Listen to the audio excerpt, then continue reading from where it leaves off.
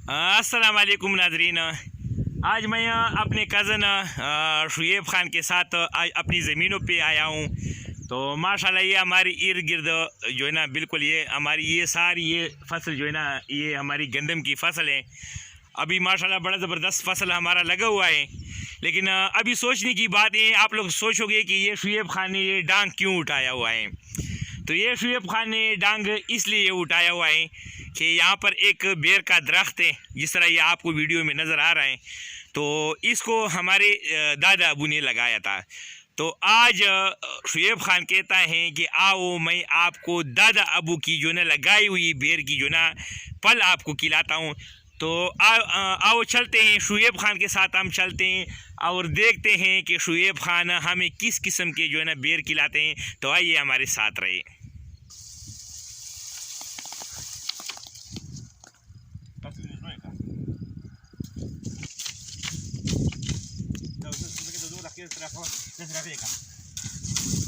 Zooming पर रोक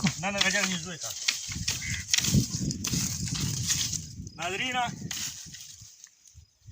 देखो बड़ा ज़बरदस्त बेर है और बड़ा मीठा है, बड़ी ज़बरदस्त बेर है। एक कैमरामैन को भी खिलाते हैं। एक कैमरामैन साहब आप बेर रख लो।